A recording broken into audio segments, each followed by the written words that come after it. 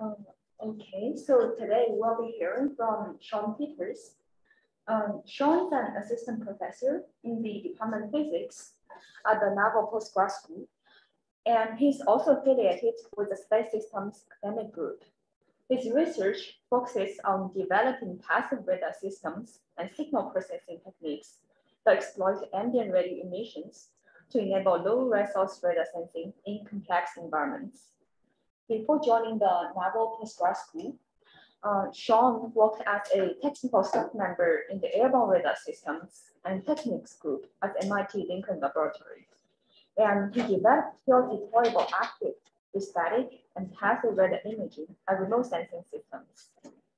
Sean received his PhD at Stanford University, and his PhD was on developing passive radar sounding for terrestrial and planetary glaciology. He was part of the Stanford Radio Glaciology Research Group and radar system development team.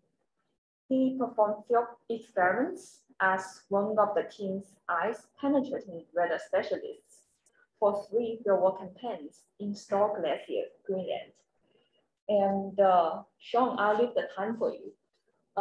So yeah, let's start the talk. Okay, thank you so much for inviting me to speak today. I'm really excited to share my work with developing passive radar sounding that uses ambient radio noise as a potential source for monitoring the subsurface of glaciers here on Earth and both in planetary environments. So as you were saying, I have my background both at MIT Lincoln Lab at Stanford University before coming to Naval Postgraduate School. And at Stanford, I'm really excited to share some of the work that I did with studying glaciers for both using passive radar systems as well as bistatic radar systems, going to Greenland 3 different times, and I'll get to share some of the results today. First, let me step back to radar systems in general. When we traditionally think of radar systems, we think of something that transmits a very powerful electromagnetic pulse. This echo then reflects off of a target and comes back to the radar system, which we use to have early warning detection against different targets, or use it for imaging different systems. But this is early on in the start of World War II. And since World War II, radar systems have been adapted and extended to provide a wide range of environmental measurements, such as measuring sea ice, looking at aerosols in the atmosphere, studying the biosphere and tree water content, looking at space systems. And then today I'm going to focus on how we use radar to study glaciers as part of our cryosphere. And the reason this is important is because if we think about predicting sea level rise, 2 of the main questions are how much and how fast. And in particular, ice sheet contribution to sea level rise presents one of the greatest challenges that our society will face in the next century. Where if you look at the sea level rise projections on the right, you can see up to the year 2100, the range of sea level rise varies from say 0.6 meters all the way up to 1.2 meters. So it's really important that we advance technologies that can observe the processes, conditions, and physics that govern ice sheet behavior in order to better estimate sea level rise contributions. Now, the way that glaciologists currently go about studying in glacial systems is by looking at using airborne radar sounding techniques that can monitor conditions within and beneath the polar ice sheets. So on the left, I'm showing an example of an airborne radar system that flies over these, for example, Antarctic radar profile lines shown in blue. And you have an airborne system that transmits an electromagnetic pulse and receives the echoes coming from the surface and subsurface in order to get an idea of ice thickness measurements and what's happening beneath the surface. Looking at this measurement in a little bit more detail, on the left, I'm showing the radar system transmitting the signal and the potential echoes coming off of the surface, the internal layers, and the bed, and what this received waveform might look like after we perform, say, a match filtering technique. Then on the right, I'm showing a radargram, which you can think of as a vertical profile of the ice sheet, where this bright feature on top corresponds to the surface, the features in the middle corresponding to the layers, and then on the bottom, you see the bed, which gives us an idea of how the glacier has evolved over time. So these airborne radar sounding systems are great because they allow us to obtain extensive spatial coverage and reproduce estimates of mapping Antarctica's subsurface, as shown on the right. However, this is only a snapshot in time. And so we're limited temporally to having these measurements over multiple field seasons which can be rather expensive. On the other side, we have these stationary ground-based radar systems that can provide continuous observations, but can only do so at a single location. So on the left is an image of us deploying an array-based phased array system for measuring for over multiple years at Store Glacier, Greenland. Where on the right, you're looking at a depth profile showing the bed in red, where the color denotes the strength of the radar signal, and the y-axis is the depth. And then you can see that over time, as this is evolving throughout the year, you can see the changes in the reflected power from the internal layers, which we can use to get an idea of the involving glacial conditions, such as glacial water storage. Another thing to consider when looking at these ground-based radar systems is that they're often exposed to the extreme conditions, especially if we want to use them over multiple years. So while we may leave our array-based system on the left very nicely set up, when we come back a year later, we could find them potentially set up over a crevasse, where in this case, the data was actually in this box right here is directly above the crevasse. So that was a fun time trying to reclaim that data. So this shows that in this case, we want systems that can be relatively cheap. That way, in case we lose them, this allows us to not worry too much about the cost of the system overall. So this gives us two cases. On the left, we have the airborne radar system that can provide extensive spatial coverage, but it's limited temporally to snapshot in time.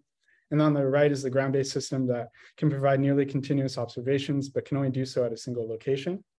And in both cases, these existing radar systems are too resource intensive in terms of cost, power, size, and logistics for continuous long-term monitoring at the ice sheet scale. And in both cases, they're fundamentally limited by the need to transmit their own powerful radar signal in order to perform the echo detection. And so that's where my work comes in, where I've been developing a passive radar approach to monitoring glaciers, which is consisting of developing a low resource passive radar technique that eliminates the need to transmit signal and instead receives the sun's radio signals to provide temporal and spatial observations of ice sheets, ice shelves, and glaciers. The technique works by receiving the direct path from the sun, as well as the path that propagates to the ice sheet, reflects off the bed, and is then received delay time later. And then performing an autocorrelation-based technique, very similar to the match filtering that I showed before, you can get an estimate of the direct sun signal, as well as the sun echo that corresponds to a delay time later, which maps to an ice thickness measurement. And then the relative amplitude corresponding to the amount of attenuation, as well as reflected losses that you received inside the glacial system. But before we even go to the ice sheet, I want to first describe the experimental progression that led us to be confident in the measurement that we received there, starting with the sea cliff experiment, where the ocean surface acts as a mirror for the sun's radio waves, moving to a Death Valley experiment, where a rough surface echo is more analogous to the bed of an ice sheet. Finally, talking about the Store Glacier Greenland measurement and all the different techniques and statistical analysis we use to confirm that we are using the sun as a signal. And then finally, the implications for what this might mean for a planetary-based system, where potentially a passive HF radar, you could use Jupiter's radio emissions for different mission concepts, such as studying the ice thickness of Europa. So starting with the sea cliff experiment and thinking forward, in each case, the passive autocorrelation-based technique extracts the amplitude and delay time of the sun's echo.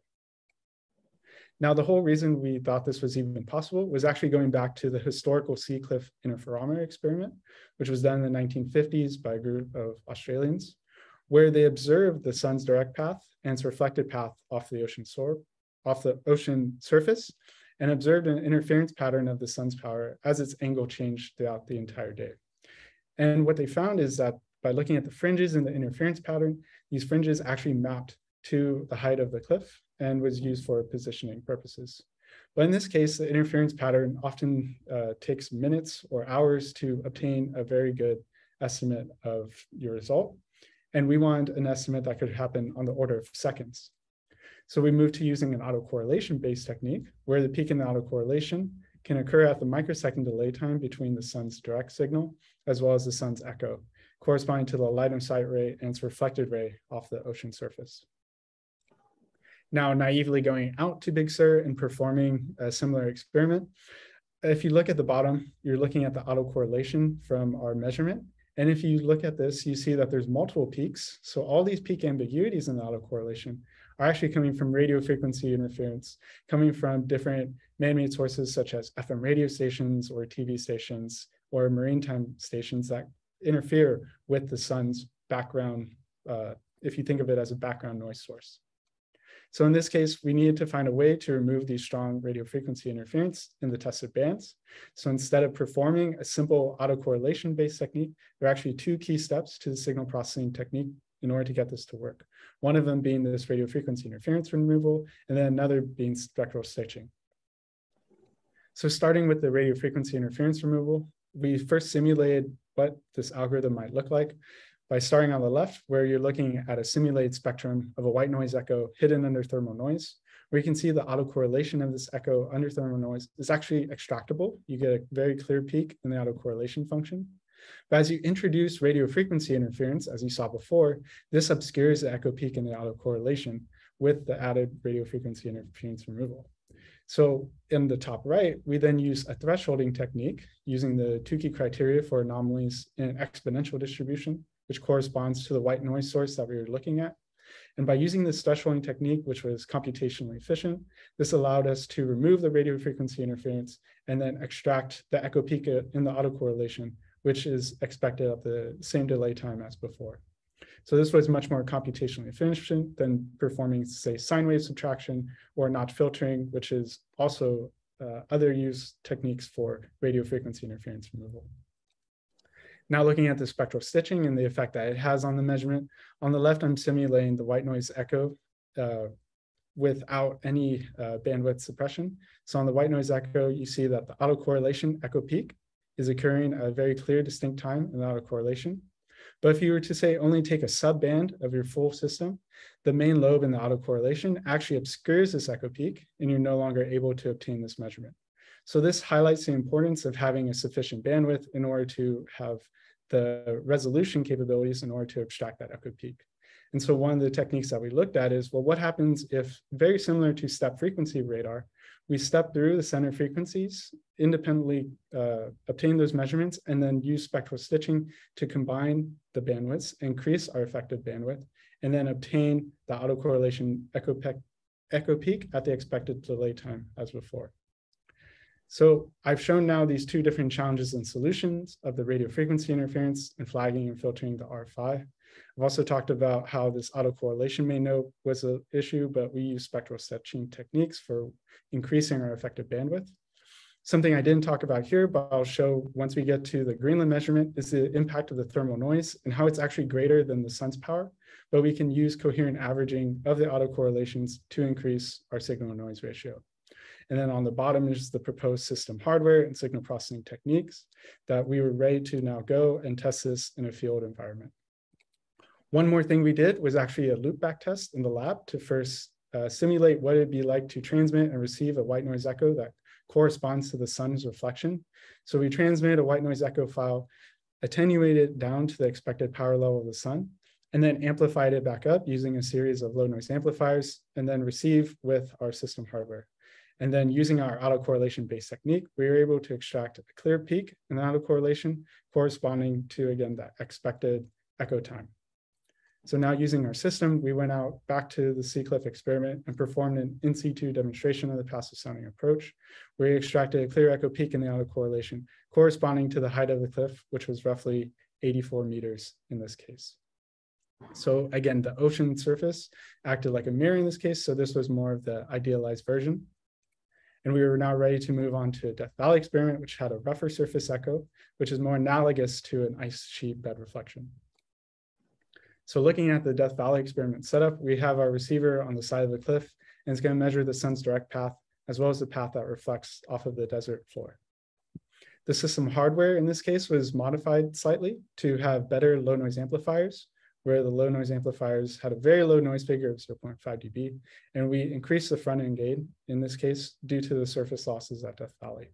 But we also used an increased amount of integration time as well to improve our signal noise ratio.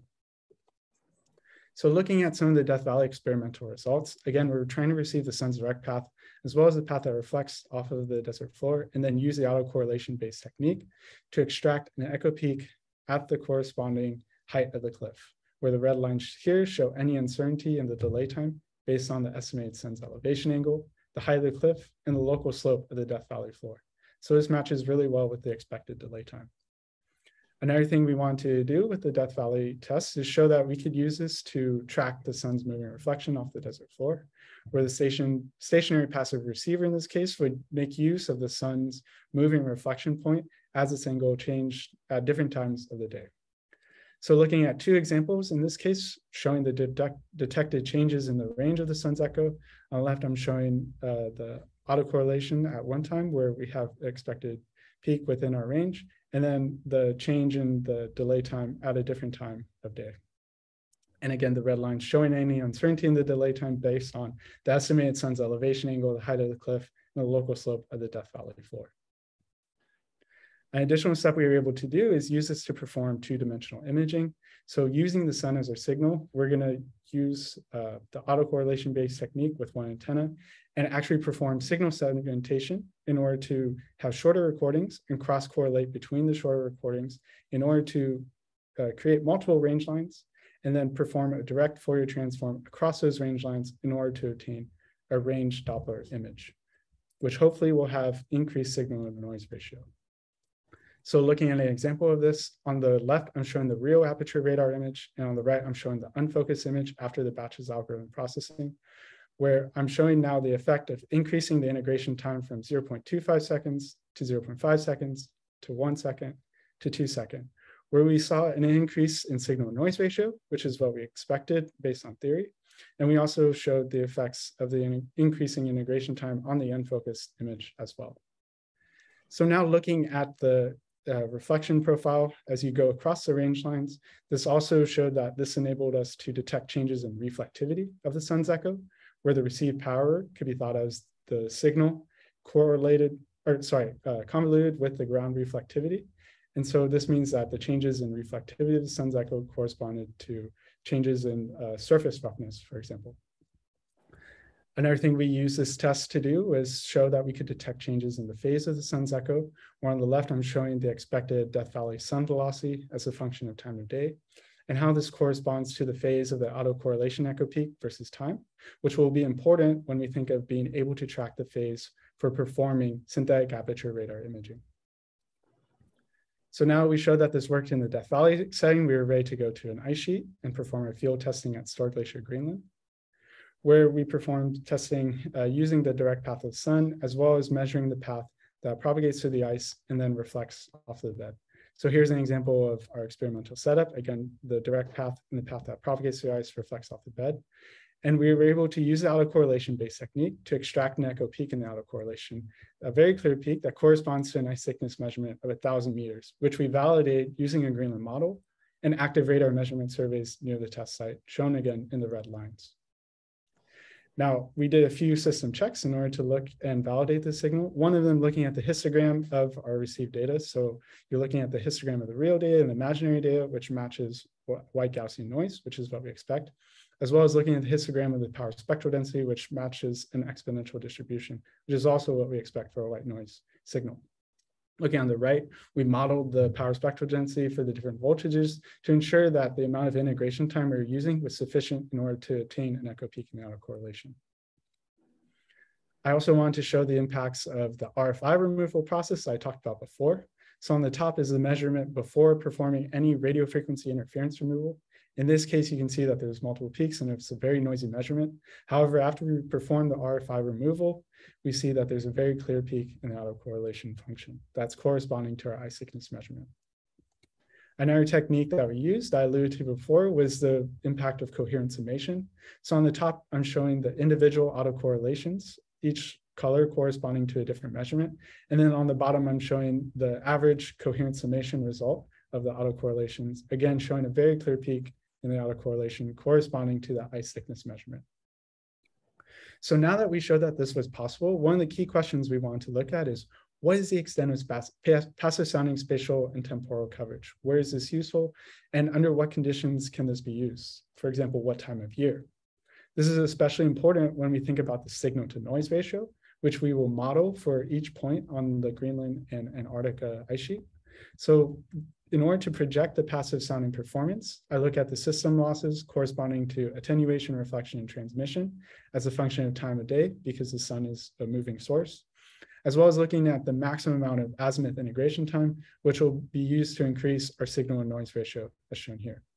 So then taking this maximum integration time and using this as to obtain the maximum signal and noise ratio for our test site, I then perform this analysis across all of Greenland, using the sun for different times of the year. So the summer, the equinox, and the winter, showing the signal and noise ratio as a function of the color. Where you can see in the winter case, it's very clear that the sun is below the horizon for the majority of the ice sheet, and it's unusable, which makes sense. But in the summer, it shows how the sun could be used to provide measurements over a wide range of Greenland's ice sheet, as well as during the equinox. Performing the same analysis for Antarctica, this shows how we could use the sun to monitor Antarctica's subsurface, where you're looking at the signal and noise ratio again, and the signal and noise ratio, say, of greater than 10 dB is what is desirable for our measurements. In this case, you see that the ice shelves have a very bright signal and noise ratio, which is expected because their subsurface is a ice water reflection versus, say, an ice bedrock reflection. And it shows that this also can work for the equinox. However, very similar to before, as the sun goes below the horizon, this is actually one of the few times where it makes it above the horizon as it gets later in the year. It shows that the signal and noise ratio decreases as the sun is no longer available in these regions. So it highlights the importance of having other sources in addition to the sun, such as Jupiter's radio emissions or anthropogenic sources, in order to perform passive radar sounding during these times of months where the sun is below the horizon. So to conclude this first part of the talk, I want to show again and highlight how passive radar sounding is a potential cost-effective tool for continuous monitoring at the ice sheet scale, enabling us to look at a wide range of scientific measurements across Greenland and Antarctica. Now, for the next part of my talk, I'm going to talk about how this can be used for planetary radar sounding, potentially using a passive HF radar that uses Jupiter's radio emissions for different mission concepts, such as looking at Europa. So to start with the background for this, thinking about the Europa Clipper mission and how one of the instruments is the radar for Europa assessment and sounding ocean to near surface, which has a VHF radar system of 60 megahertz, as well as an HF radar system at 9 megahertz, in order to look at, say, chaos terrain of the icy shell, as well as looking at the internal structure of the ice shell, as well as the potential for a liquid global subsurface ocean. So you might ask yourself, well, if you're really interested in just the liquid global subsurface ocean, why don't you just use the HF radar system at 9 megahertz? One of the challenges with this 9 megahertz system is that it's in the same band as Jupiter's radio emissions. So when you're on the same side as the subjovian emissions, Jupiter's radio emissions act as a very powerful noise source. In this case, the decametric radiation is roughly 5 orders of magnitude over the galactic background noise.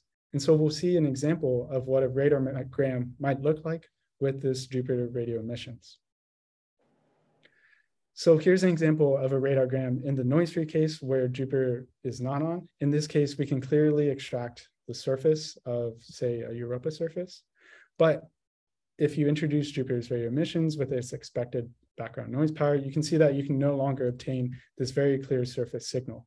And so instead of fighting Jupiter's radio emissions, one of my co-authors proposed the idea of what if we use Jupiter's radio emissions as a source for passive sounding of Europa. We're very similar to before. We receive Jupiter's direct path, as well as the path that reflects off of the surface, as well as the ice ocean subsurface, and then uses the autocorrelation based technique to extract the delay times between them to estimate an ice thickness measurement and look at surface reflections.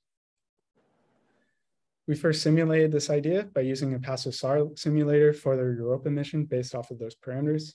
We defined a sensor geometry with a receiver flying over a surface with an incoming Jovian burst plane wave. We then create a synthetic DEM, where here is an example of an overhead view of a potential ridge, where this is the ridge shown on the right. And here's the side view of the ridge. And keep this ridge in mind when we try to reproduce these experiments with passive synthetic aperture radar imaging. we use a back projection algorithm in order to focus the plane wave signal.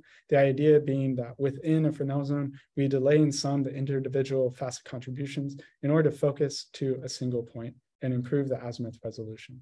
On the right are the simulation parameters that match the expected rhyme and reason instruments for the Europa mission. And we're going to show both the active case as well as the passive case, where the passive case is going to have an integration time that is relatively short and corresponding to roughly the same order of magnitude as an active radar trip length. So first, showing the active radar simulations for the ridge that I showed before, you can see the range compressed result clearly shows that ridge, as well as the synthetic aperture radar imaging on the right, where this is again based off of the rhyme and reason parameters for the Europa mission. And in this case, you see how the synthetic aperture radar imaging was used to improve the signal and noise ratio. Now showing this for the passive case, I'm showing the passive radar simulation, the range compressed image as shown here on the left, where you can see that we can barely recover the surface signal, but again, because we're using a very short integration time to highlight the effects of the synthetic aperture radar imaging, where after performing synthetic aperture radar imaging, this increases our signal and noise ratio as shown on the right.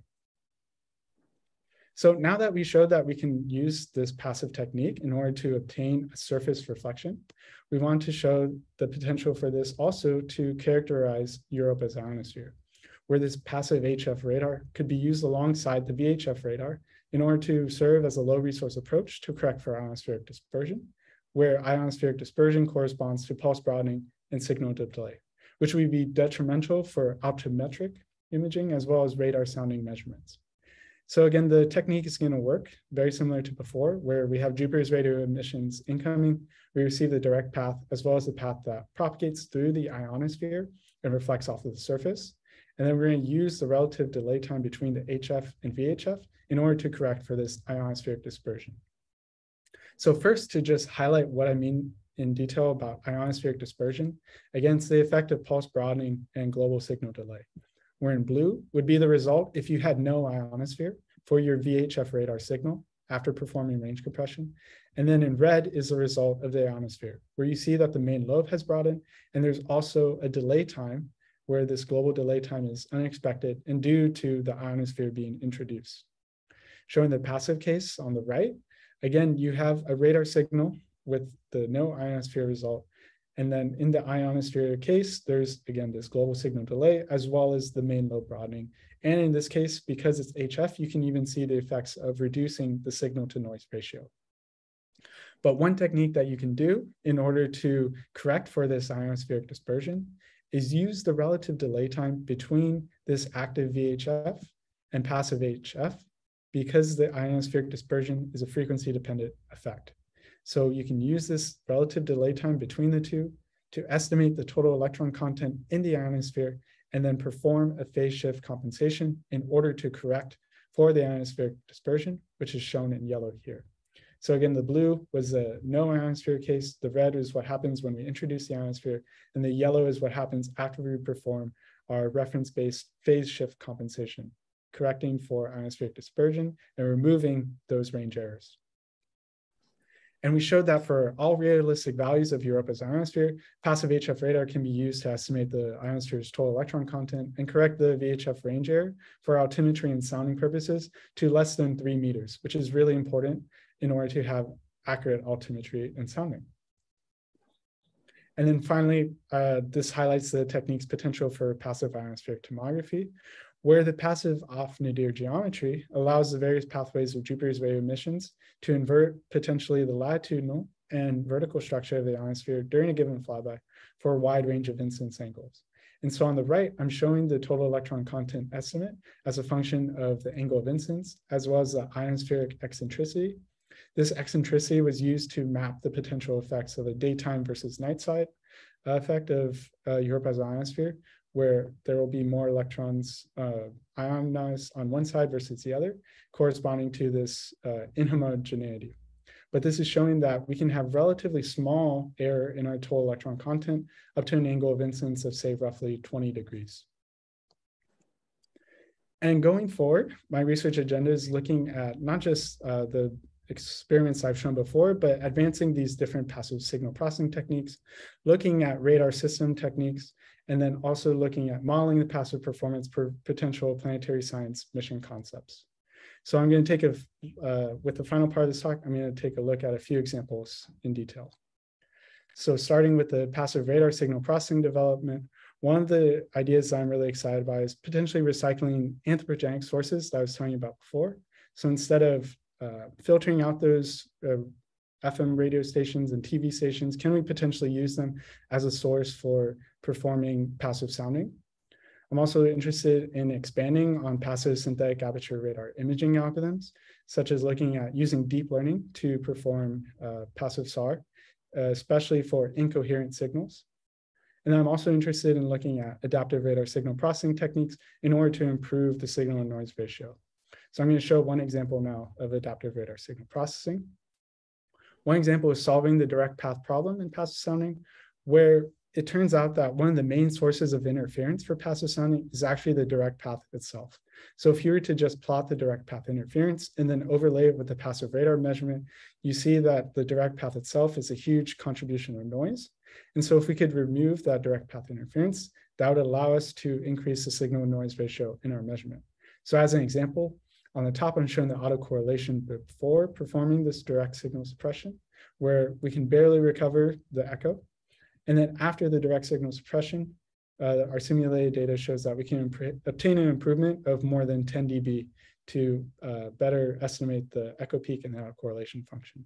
And if we can improve the signal noise ratio, this also means that we can reduce the amount of required integration time, which reduces our computation time, as well as enables us to perform better passive SAR imaging. Another potential project that I'm going forward with is looking at recreating that sun echo demonstration using instead Jovian bursts. So here we're looking at potentially using Jovian bursts as a source for echo detection, recreating this experiment at Daphne's View in Death Valley, showing when Jupiter is above the horizon. So here are the reflection points of mapping this out and the hours that this is above the horizon. We're currently working on trying to get this echo demonstration and show that this can work the same as this work for the sun. Another modeling aspect of the research agenda is looking at satisfying spatial coherence constraints. So I talked about before, the interference pattern was something that was spatially coherently limited. So one of the things we need to think about is, as you have an extended source, what does this mean for your maximum altitude, for example, on a spacecraft system? So we modeled the maximum altitude as a function of the bistatic angle and wavelength for both the sun and Jovian burst case, but here I'm just going to show the sun case and show how we can estimate the maximum altitude for our system, which is really important when we think about planning our different system designs, whether it be for ground-based experiments or for potentially space-based sensing. So this is showing both the maximum altitude as well as the pulse broadening coming from the effects of our extended source. And then finally, a project I'm really interested in, just got started with, is analyzing the Mars shallow radar solar radio burst candidates for passive sounding. This is some work with both NASA JPL and UTIG at looking at potential solar radio bursts detected by Sherrod, as shown on the right, where here I'm showing a spectrogram of both the frequency and the time, and then these bright features corresponding to potentially a solar radio burst. So this requires looking at both the geometry as well as the orientation and the receiver to get an idea of if these solar radio bursts can be used as a source for passive sounding. And then finally, going forward, once this technique is miniaturized and fully developed, the goal would be to have different array-based passive sounding imagers that you could leave out for a long period of time. Again, the idea being they're very low cost, low resource systems. Also looking at having long offsets between the passive radar systems. The idea being performing massive cross correlations, very similar to what's been done with passive seismology. And finally, infusing these miniaturized versions into CubeSat and SmallSat missions. Again, the idea being similar to what's been done with Cygnus or Sunrise, using this in order to perform passive sensing using these different ambient noise radio sources. So to conclude, starting from theory, simulation, and lab bench testing, my research demonstrated passive radar sounding using the sun as a radio source to measure ice sheet thickness for the first time. Passive radar sounding could enable continuous and widespread monitoring of Antarctica's and Greenland's subsurface conditions and serve as a low resource sensor to probe the icy moons of Jupiter. Finally, my research currently focuses on providing a richer understanding of the technique by projecting ambient noise passive radar performance and potential limitations when designing future radar sounding missions. So with that, I would like to thank all of my co-authors, both at Stanford, Georgia Tech, Colorado School of Mines, NASA JPL, all the former students I worked with at Stanford, and all of my students I'm working with now at the Naval Postgraduate School. So thank you for your time, and I'm happy to take any questions.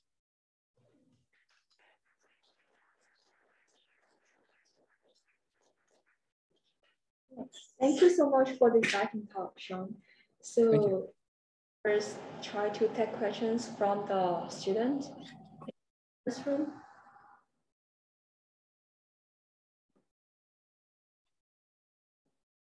And for the people on Zoom, you can type your question in the chat.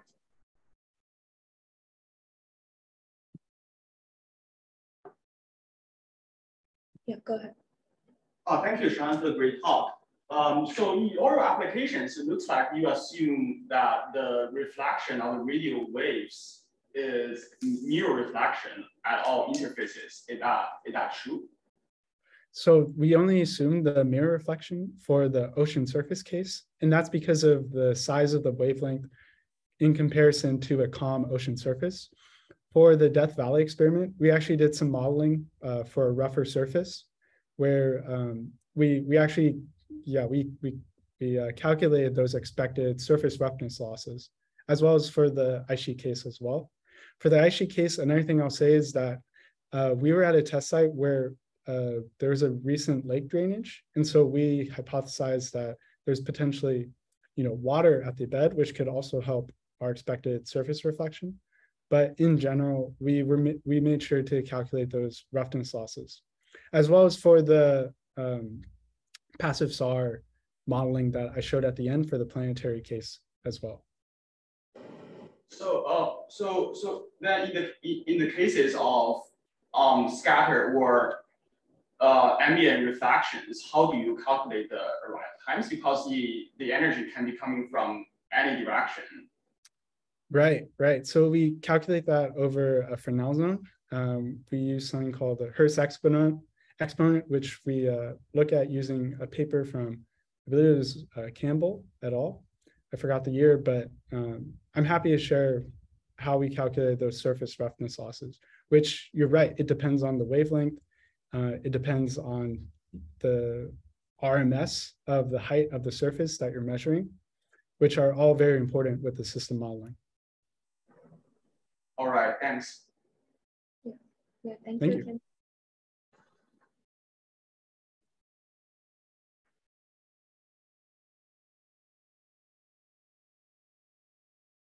Okay. Thanks for the talk, Sean. I was wondering, do you have plans to deploy more passive sounders in the near future, or are you mostly focusing on the shorter data now? Yeah, so I think that's a very long-term vision. The hope would be to deploy and do these types of tests, but currently, right now, we're still in the demonstration phase. We're still in the phase of trying to get a really robust system with really good signal-noise ratio. And then ultimately, once this is miniaturized and can be reproduced at a very large scale, with a miniaturized system, then you could have these sensors set out and deployed for the same types of long-term measurements that I was showing before at the beginning. Cool. Thank you. Thank you.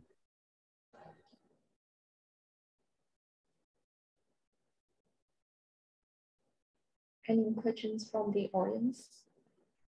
And for people on Zoom, you can also just unmute yourself.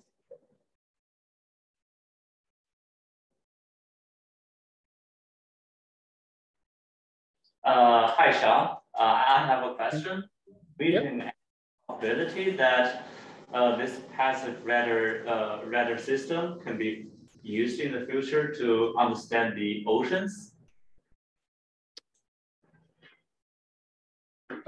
It possibly. So, for example, radar, space-based radar systems can be used for studying, say, ocean height and wind speeds. that's an immediate application that comes to mind, potentially using it for that, studying ocean wind speeds, wind speeds causing like different ocean roughness, as well as looking at potentially the ocean currents. So, I mean, well, the major point of my question focused on how largely the attenuation is for the high frequency waves in the ocean. Yeah, so the reason I'm sticking to the surface is because, yeah, you have a lot of attenuation once you think about trying to actually transmit into the ocean. So I don't think it would be a good technique for trying to transmit through the ocean. But as long as you're sticking to looking at the surface features, there's the potential for that. Thank you, Sean. Thank you. Thank you. Sorry, can I ask another question? Yeah. So what's the of the of your waves you are using in the passive sending cases? Yeah. So for the Jupiter case, we're looking at roughly 9 megahertz. So this is corresponding to Jupiter's radio emissions, where the decametric radiation is roughly these Jovian bursts corresponding to, say, 9 to 30 megahertz. And then in the Death Valley case, I was looking at 330 megahertz. 330 megahertz with a 15 megahertz bandwidth. The idea being there was not a lot of radio frequency interference in that band.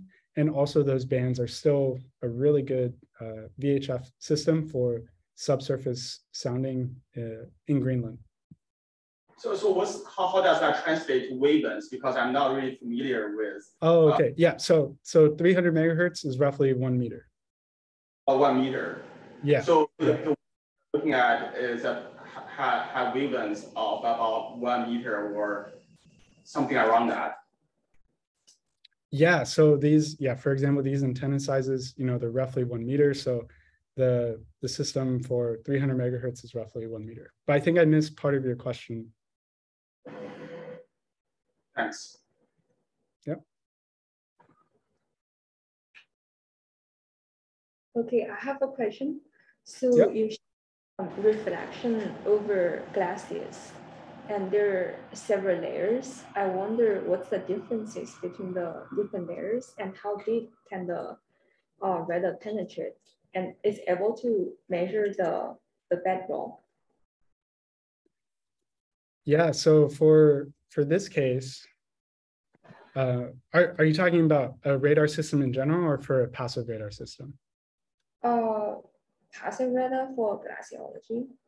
Okay, so for the passive radar system, what is the maximum depth? That's actually a really good question. I'm not showing it here, but I think you could use this signal noise ratio that was shown here in order to estimate your maximum depth. The depth that we are looking at for our system, this 10 microsecond, correspond to an ice thickness measurement of roughly 1,000 meters. I think this was pushing our system to the limit, but for general radar sounders, they can go even deeper to say 1,500 to maybe even 2 kilometers if the ice is really cold and the conditions are ideal. Yeah, thank you. I remember if you can go back a few, there's plot showing the different layers of the ice, and you said it to study the development of ice. Oh, are you talking about maybe this one?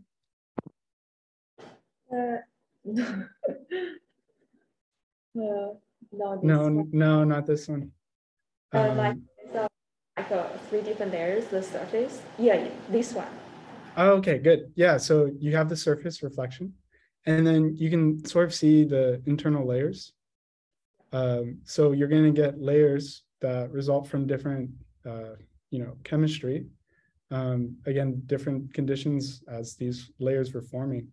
And then the bed at the bottom, where, again, like we were saying, this is roughly, a kilometer to 1.5 kilometers in depth. Okay. So they're all ice, just they have different chemistry properties, different chemistry properties. Yeah, so yeah, everything up here is all ice with different chemistry properties, and then that's where you have that change in either refractive index to create that reflection. And then here at the bed, you can have, you know, either bedrock, or you could have till, you could have water, all these different materials that are really interesting to try to identify and study using, you know, radioglaciology techniques. Okay, great. Yeah, thank you. Yeah.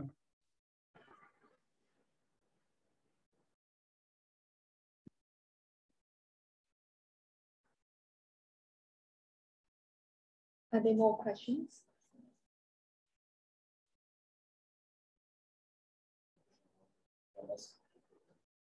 Yeah, thank you so much. Thank you again. Thank you again for inviting me and for taking the time, especially after your lunch, to come and listen. That's exciting part. Yeah. Yeah, and thank you for the audience as well. Yeah. So I'm gonna end the meeting. Thank you again.